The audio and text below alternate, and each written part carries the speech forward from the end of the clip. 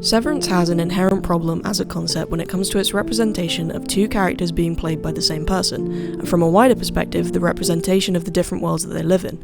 Whilst the actors do a great job of depicting the change between characters' severed work selves, or innies, and their outside work selves, or outies, their performance in each set can only go so far before the technical crew has to step in to portray this separation to the audience on a more subconscious level.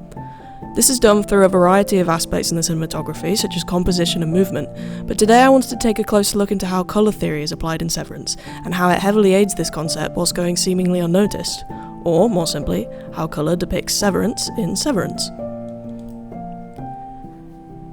Before we delve into how the series colouring is used for separation aspects, we must first acknowledge a general rule that is established I like to call the rule of thirds. True to its name, the rule refers to how the show consistently uses three main colours for its palette, across a multitude of scenes. The palette will always vary, and there are sometimes a few less or more shades present aside from the main three, however the rule of thirds always takes priority. For example, in this scene, the palette is dark green, blue, and white, as are the majority of the office scenes. In this scene, the palette is all soft oranges, blacks, and whites. And even in bland outdoor scenes in the snow, the palette of white, greenish grey, and deep blue is still visible. Almost the entire show consists of these triad colour palettes in every shot.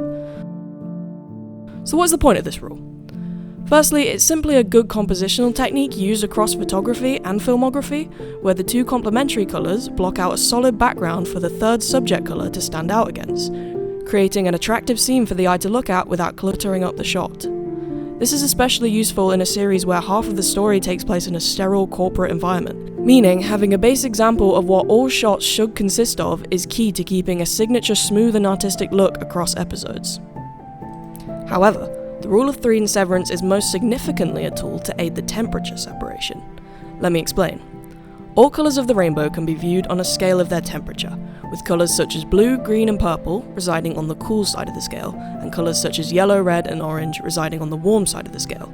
There's a clear difference between these two themes and what we associate them with, such as warm colours reminding us of comfort and darkness, while cool colours remind us of serenity and brightness.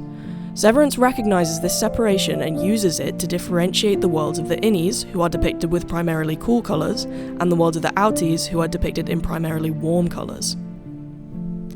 This can be seen in shots across the entire series. The severed floor palette is dominated by blues, greens, purples and sterile whites, and in sharp contrast, the outside world is much more gloomy and dark and is dominated by reds, yellows and oranges. This can even be seen in comparisons of similar shots, being perceived from different worlds. Both of these examples are almost identical outdoor snow scenes featuring the same core palette.